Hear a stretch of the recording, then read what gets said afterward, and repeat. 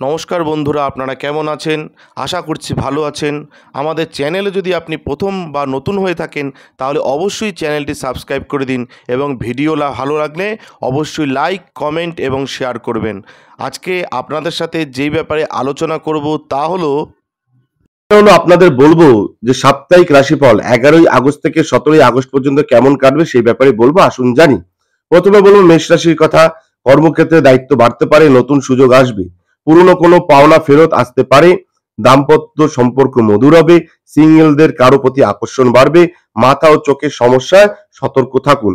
মঙ্গলবার রক্তচন্দন বা লাল ফুল অর্পণ করুন হনুমানজিকে, দেখবেন খুব ভালো হবে। এবার বলবো বৃষ রাশির কথা।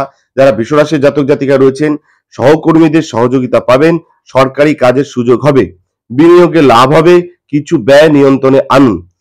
পুরনো প্রেম ফিরে আসতে পারে, বিবাহিতদের মধ্যে বোঝাপড়া বাড়বে, পেটের সমস্যা হতে পারে, জলপান বেশি করে করুন। শুক্র ও শিবের পূজা করুন শুক্রবারে, খুব ভালো ফল পাবেন। এবার বলবো মিথুন রাশির কথা। যে কোনো প্রতিযোগিতায় জয়লাভ সম্ভব, নতুন দায়িত্ব আসবে, আয় ভালো হলেও খরচ থাকবে, প্রেমে সুখবর, নতুন সম্পর্ক গড়ে উঠতে পারে, পিঠ ও ঘাড়ের যন্ত্রণায় কষ্ট হতে পারে, বুধবার দিন গণেশের পূজা করুন। এবার বলবো কর্কট রাশির কথা। যারা কর্কট রাশির জাতক জাতিকা, চাকরির ক্ষেত্রে উন্নতি, যারা ব্যবসা করেন তাদের মুনাফা বাড়বে, জমি সম্পত্তি সংক্রান্ত কাজে লাভ, পারিবারিক বন্ধন দৃঢ় হবে, দাম্পত্যে সমঝোতা হবে। রক্তচাপ নিয়ন্ত্রণে রাখুন, চাঁদের পুজো করে মানসিক শান্তি লাভ করুন। এবার বলবো সিংহ রাশির কথা। যারা সিংহ রাশির জাতক জাতিকা, পদের উন্নতি বা নতুন কাজের প্রস্তাব আসবে, নেতৃত্বে থাকা শুভ, নতুন উপার্জনে পথ খুলবে, দাম্পত্যে ভুল বোঝাবুঝি মনের কথা খুলে বলুন, অর্থাৎ দাম্পত্যে কিন্তু ভুল বোঝাবুঝি হবে। হঠাৎ রাগ বা হৃৎপিণ্ড সংক্রান্ত সমস্যা হতে পারে। সূর্যদেবকে অর্ঘ্য দিন ও গরিবকে লাল কাপড় দান করুন। এবার বলবো কন্যা রাশির কথা।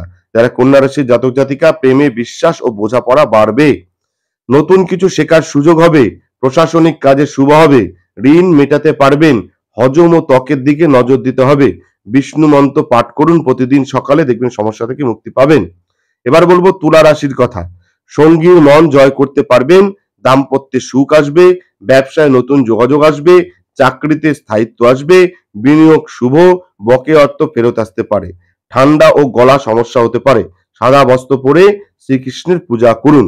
এবার বলবো বৃশ্চিক রাশির কথা। যারা বৃশ্চিক রাশির জাতক জাতিকা রয়েছেন, সম্পর্ক মজবুত হবে, কেউ পুরনো প্রেমে ফিরে আসতে পারে, কর্মের ব্যাপারে বলে শত্রু দমন, প্রশাসনিক বা রাজনৈতিক দিক থেকে লাভ পাবেন, ব্যাংক সংক্রান্ত কাজের শুভ সময়, পেটের সমস্যা ও মানসিক চাপের প্রবণতা থাকবে।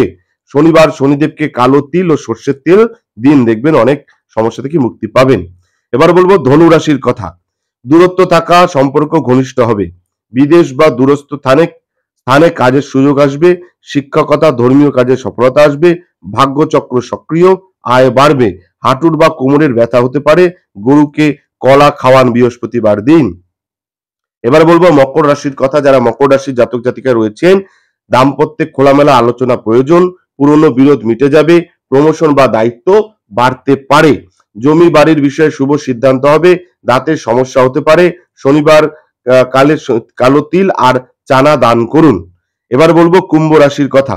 ভালোবাসার মানুষের সঙ্গে সম্পর্ক গভীর হবে, ব্যবসায় বন্ধুর সাহায্য পাবেন, যাত্রা শুভ, ঋণ মেটাতেন ঋণ মেটানোর কিন্তু একটা সুযোগ আসবে কুম্ভ রাশির জাতক জাতিকাদের। স্বাস্থ্যের ব্যাপারে বলে গলা ব্যথা বা ঠান্ডা লাগতে পারে, সোমবার শিবকে দুধ ও বেলপাতা দিন, খুব ভালো উপকার পাবেন। এবার বলবো মীন রাশির কথা। যারা মীন রাশির জাতক জাতিকা রয়েছেন, সম্পর্ক বিয়ের দিকে এগোতে পারে, সৃজনশীলতায় সাফল্য, চাকরির পরিবর্তন বা উন্নতির সুযোগ আসবে, আয় বৃদ্ধি, সঞ্চয় সম্ভব, চোখের সমস্যা বা ঘুমের সমস্যা হতে পারে।